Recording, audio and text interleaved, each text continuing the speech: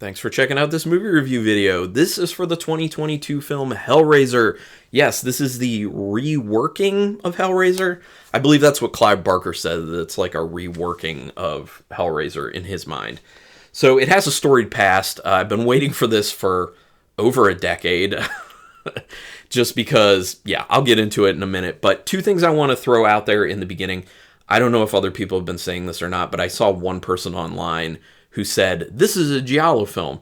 This is not a giallo film. Just because there's a twist in a movie does not mean it's a giallo film. There are plenty of resources online, Google it, or on YouTube of people giving you information very detailed about what actually makes up a giallo film. This is nowhere near a giallo film. There may be at moments some inspiration visually from a giallo or maybe some other small aspects, but it is not a giallo film. I wouldn't even classify it as a giallo-esque film. No. The other thing is what everyone talks about. How did Jamie Clayton do as Pinhead or Hell Priest or Hell Priestess? I will call her Hell Priestess because that's what makes the most sense to me. I think she did a really good job. There's the issue of no matter who is going to take over the mantle of an iconic character like that, people are going to have problems because it's not Doug Bradley.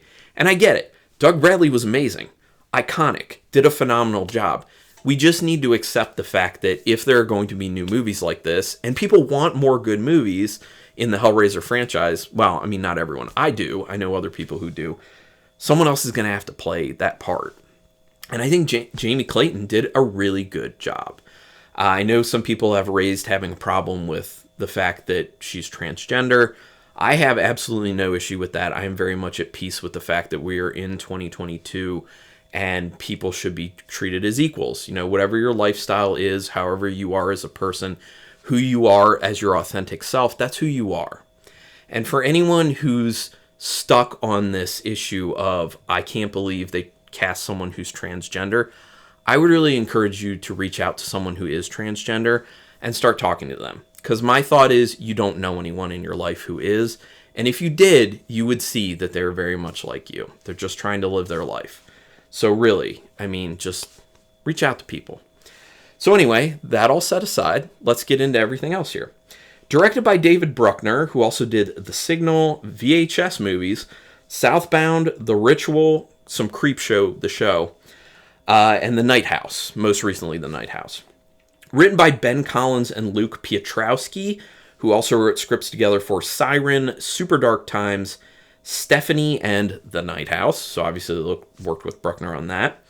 With story by David S. Goyer, who's also done scripting for a lot of stuff, but includes Demonic Toys, The Puppet Masters, not Puppet Master, The Puppet Masters, different movie, Dark City, which is phenomenal, Blade, Blade 2, Blade Trinity, Batman Begins, The Unborn, Man of Steel.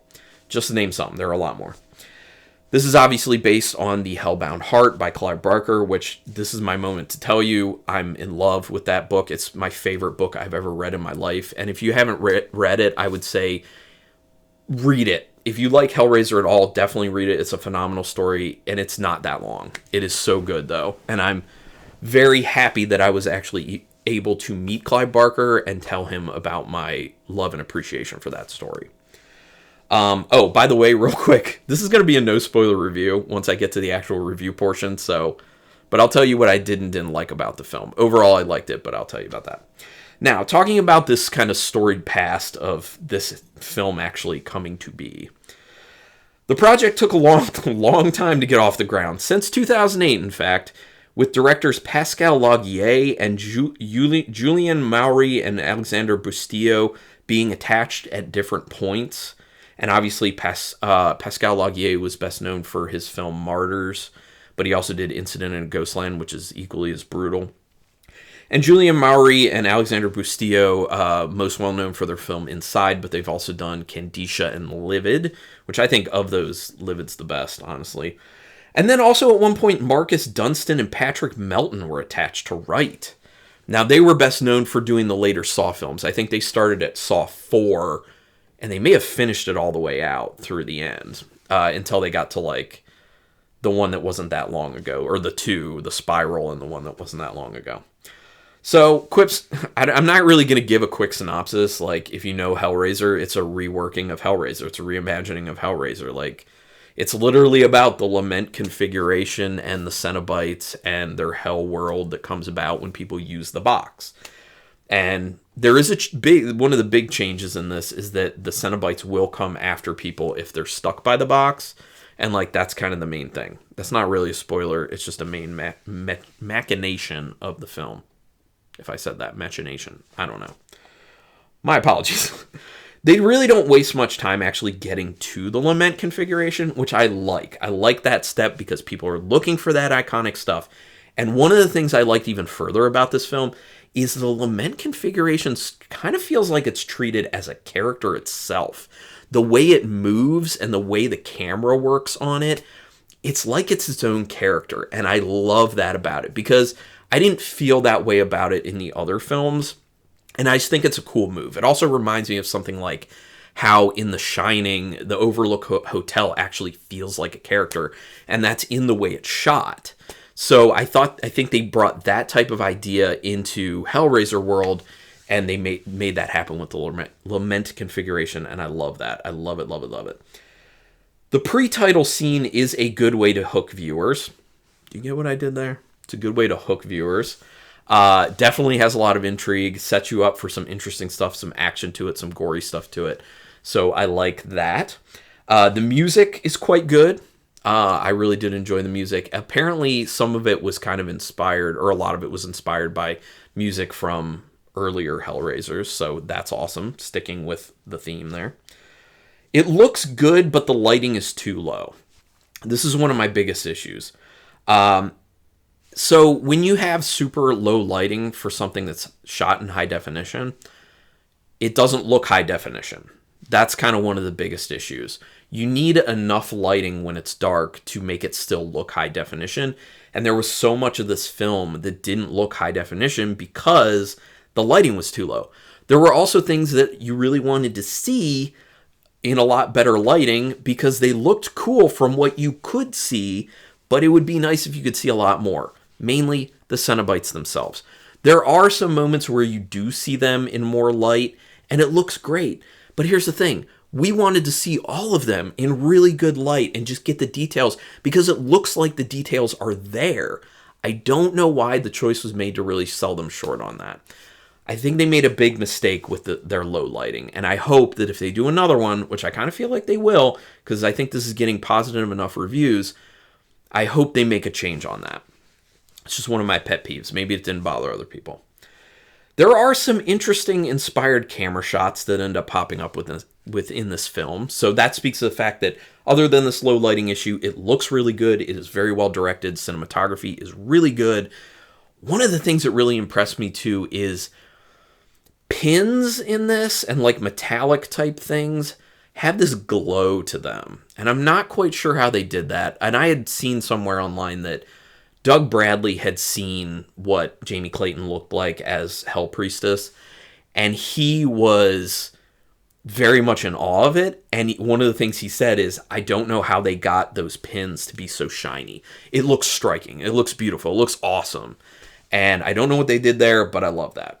That's one of those visual things that was really good. Plus, the lament configuration looks awesome. And it takes many forms. And I love that about it. It's moving a lot in the film, and that's another thing that helps it feel like a character. The way it's shot, and I literally said this. My apologies about the lament configuration. I love all the shapes that the box forms. They end up being cool, creepy, and beautiful all at the same time. So that's another cool thing that I feel like you get that with some of the movies, but not to the degree that you're getting it in this. The Cenobites look cool, but they're not shown in enough light for full effect, and the electronic vocal changes do really make it very hard to understand some of them. Most of the time, I was able to understand what was being said by the Hell Priestess. The other ones caught basically nothing. So they really kind of screwed up with how they were electronically changing the voices. They needed them to be a bit more clear, or a lot more clear, because there's so many lines of dialogue that could have been cool from the Cenobites that I had no clue what they said. You know, my wife was watching with me and she was just like, what did they say? And I'm like, no idea. I cannot tell with how they changed their voices. So I thought that was another problem with it. There is a cool use of box shapes showing up in different areas of the film.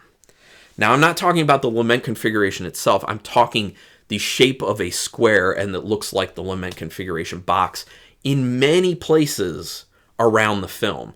In architecture, in, design, look for it. I think that's very cool how they keep like tying that in. Details. I like the details. The first meaningful scene with the Hell Priestess is breathtaking. In a lot of ways, it is breathtaking. If you could have thought of an introduction for that new version of Hell Priestess in this film, this was even better than probably what you thought of. It was really masterfully done, in my opinion, and like I said, it was gorgeous. It was breathtaking. I was borderline emotional because I was ready going into this film to be disappointed because the performance wasn't close to Doug Bradley, but I am very happy with it. Very happy. There's a way the main character gets around something important in the film that I was really not into. I thought it was really lame. That's really the only thing I thought was like super lame about the film is this intelligent thing that the main character figures out that really helps her in the end.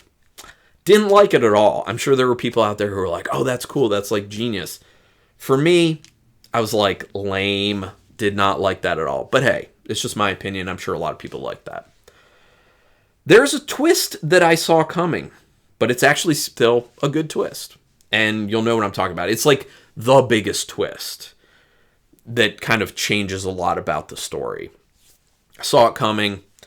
Not going to tell you how, just because that would reveal too much. I'd be giving spoilers out, but it was still a good twist. I enjoyed it. I was fine with it. That's totally good. There was good-looking CGI in this film, except in the very end scene. Unfortunately, the very end scene has some kind of wonky-looking CGI. The reason being, they fully lit that scene. I get the irony of this. I'm complaining about it being not well lit. The final scene is well lit. And then I complain about the fact that the CGI doesn't look great because of it. That's the thing, though. Like, you need lower lighting in order for CGI to look better, unfortunately. Because otherwise you're seeing the rough edges. The more you're able to focus on it and see it in better lighting, the wonkier it looks. Which goes back to, it's just better to do practical effects. I understand why they don't do all practical effects, but it's just better to do that. The end, for me, lost a lot of momentum because it feels like it gets really stretched out. I thought the pacing in this film was not good. That's my biggest issue. Other than the lighting problems, the pacing was not good at all. This film is about it is 2 hours long. Should not have been 2 hours long. Absolutely not. The content is not there at all. They took way too much time doing a lot of things. It's like every single scene got stretched out for the most part. And once you start the ball rolling of like really cool things and intriguing things and you hit the twist and everything like that, you want to have some sort of like good momentum going. You want to keep hitting people at a good rate with interesting, cool, gory, messed up things. And it just doesn't do it. It just keeps taking its time to get to everything. The way I view it, I mean, they had this creeping dread that was really well done within the film. But the issue is when you do creeping dread or try to do it for the entire film, it just starts to get boring because you can't just always do the same thing because people get used to it and there's no change in pace. Literally, in my opinion, the way the film plays out is if I would do my review talking like this. You still get the review, but it's unrealistically slow and boring. And that's my point about the film. That's how the whole film felt to me, as if I did my review talking like that. It's a great story. They had some really cool things to tell. There's a lot of great stuff about the film, but it needed tightened up considerably. And that's my biggest issue with it. Like I said, this is a better way for me to say it. For me, there's only so much slow creeping dread you can do until it becomes boring. It was beaten to death in this film. They wanted to get creeping dread, but you can't just keep doing it. You just really can't keep doing it. Now, here's my big guess about this film. The film seems like a metaphor for the hell and suffering people put themselves and loved ones through when they give in to addiction. I don't know if that was what they were going for, but that's how the film played to me, and I think it works really well. If you've seen the film and you think about that in the context of it, I think it works really well as being the underlying theme, the subtextual theme. So overall, I did like the film. Like I said, I would like to see another one after this. That would be really cool. I'd be interested to see what they do. See some new Cenobites in better lighting. That would be wonderful. Out of 5 stars with half stars in play, I'm going to give it a very solid 3.5 star rating. Had, the pacing been a lot better, definitely would have been a 4. But yeah, 3.5 stars I think is still quite good for the issues that were there. Let me know your thoughts on this film if you've seen it at this point, and go ahead, we can do spoilers in the comments, so just put it down there. Tell me you liked it, didn't like it, in between, and just give me a sentence or two why. Tell me, I just don't want to see people saying liked it, didn't like it. That comment doesn't mean much to me. Like, I'm not going to respond to that. Just tell me why. I like to know everyone's opinions on things, their perspectives. Do me a quick favor, hit subscribe to my channel if you haven't already. I would greatly appreciate that. It costs you nothing. It is quick. It is painless. And it keeps me motivated to keep doing these videos. Also, hit the notification bell button, because that way you'll know when I'm putting up new videos, which I'm doing at least 4 a week at this point. This is a bonus that I'm just throwing out there, so you're welcome. A little, October surprise. But regardless, everyone, thank you for taking your time to watch this video. And until next time, keep it brutal.